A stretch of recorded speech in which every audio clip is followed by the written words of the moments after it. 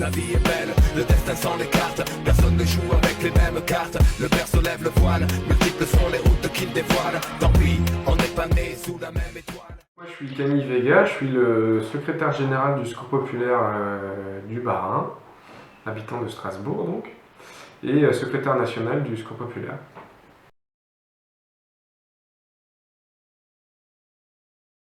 La réponse, nous, elle a été claire et directe en fait. Une fois que le confinement était annoncé, en 2 heures, on avait pris la décision avec tout le monde de absolument pas fermer, et plutôt de voir comment est-ce qu'on réorganisait nos activités. Donc en 2 heures, on avait pris le choix étant donné qu'on ne pouvait plus être en intérieur avec les personnes, on allait sortir les tables, les chaises, mettre en place des systèmes de livraison, enfin s'adapter, pour pouvoir continuer à accueillir les personnes qui étaient en galère, parce qu'on se doutait que, on savait que ça allait être encore plus compliqué pour eux. Donc du coup, qu'il fallait continuer à être présent et à apporter ce dont les gens avaient besoin pour qu'ils ne soient pas encore plus en difficulté que ce qu'ils sont.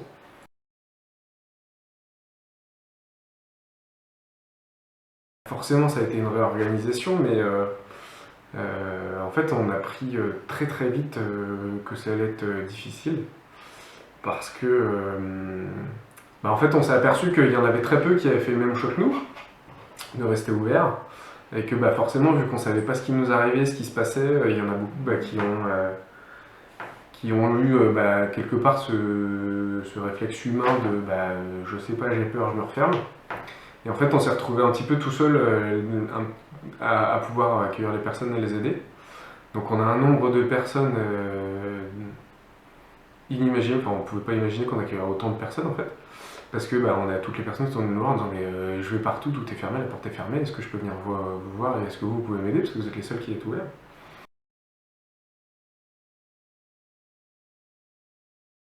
Ce qui était aussi réjouissant, c'est qu'on a vu aussi un vrai élan de solidarité, de générosité en fait qui nous est arrivé. Ça a été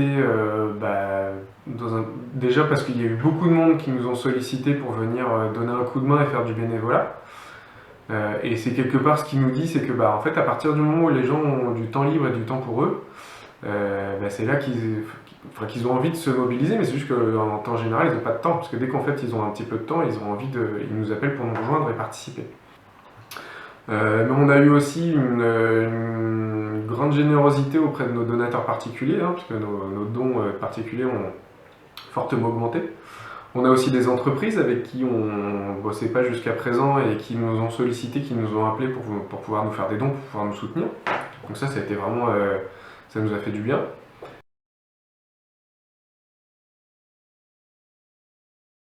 Là, pour le coup, on a mis en place un partenariat avec un collectif citoyen qui s'est mis en place, les Vélos du Cœur, où c'est des livreurs à vélo qui se sont constitués en collectif citoyen. Et donc du coup, on a bossé un peu avec eux pour essayer justement qu'ils puissent apporter des colis secs aux personnes qui ne pouvaient pas se déplacer.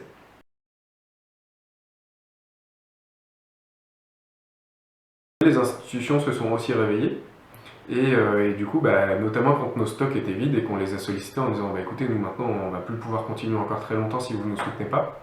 Donc du coup, il y a eu des subventions exceptionnelles qui ont été débloquées. Première subvention exceptionnelle qui ont été débloquées, ça a été... alors la toute première, c'était pour venir compenser nos frais de fonctionnement supplémentaires, parce que ne faudra pas venir nous aider à fonctionner en temps normal, mais juste en tout cas ce qui était complet supplémentaire vis-à-vis du confinement.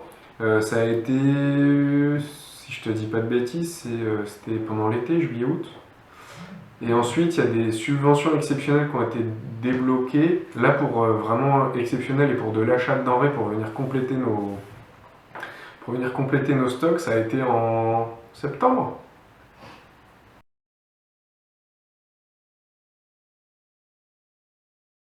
Ça a permis de valoriser encore davantage le rôle de notre association, en particulier auprès de nos bénévoles.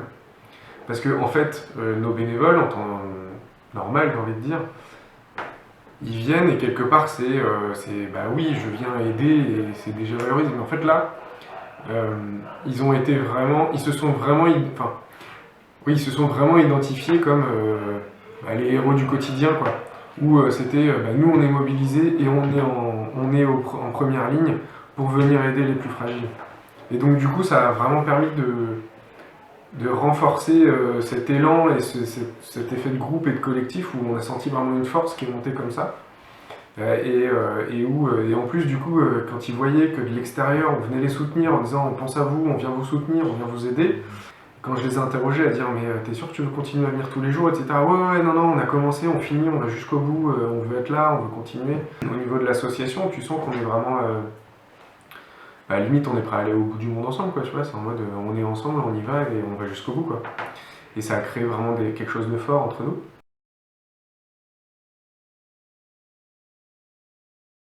Il y a des fonds et des dispositifs qui se sont mis en place, mais genre pratiquement tous les jours. Et où là, on voyait des fonds qui arrivaient, qui étaient débloqués, etc. Et on disait, bah si, en fait, maintenant, c'est possible. Donc du coup, nous, vu qu'on avait, t'imagines bien, vu les besoins et tout ce qu'on avait pu imaginer, on avait plein de projets à proposer, à consolider, à renforcer, mais aussi à créer. Donc en fait, du coup, on a profité de, entre guillemets, bien évidemment, de ça pour venir consolider nos projets et en réaliser d'autres.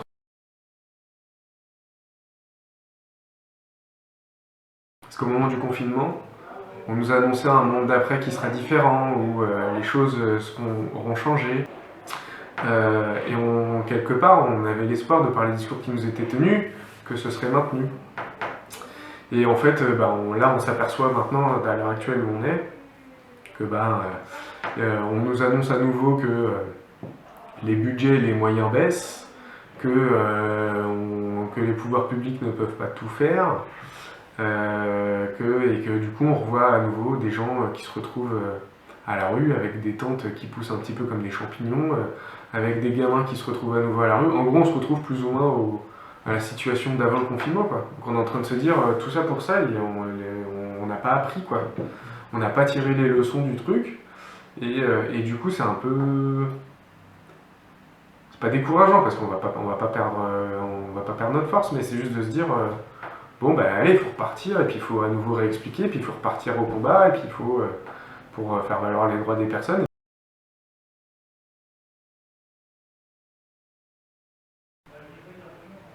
Ce que j'ai pu en retirer peut-être, c'est, même si j'en avais pas besoin, mais ouais, ça m'a redonné un peu...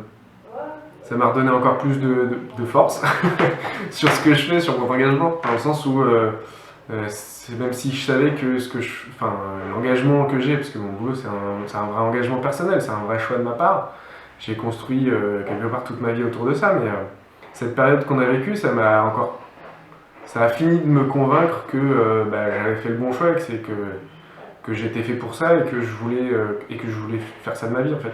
De me bagarrer contre les injustices et de montrer ce qui fonctionne pas, et de faire en sorte que en fait quand tu t'en donnes les moyens et quand tu en as la volonté, c'est possible et que tu peux faire des choses. Donc ouais, c'est ça que ça m'a apporté. Et puis aussi la force du collectif, comme je le disais tout à l'heure, ce qu'on a vécu avec les bénévoles, ça a été vraiment quelque chose de fort, ça nous a vraiment rassemblés, ça nous a soudés. Et où là, du coup, ouais, peut-être quelque part, je me sens moins seul là-dedans, quoi. On nous avait toujours dit que c'était pas possible. Amis, entends-tu les cris sourds du pays qu'on enchaîne? Oh ouais, partisans, ouvriers, paysans, c'est l'alarme. Ce soir, l'ennemi connaîtra le prix du sang et des larmes.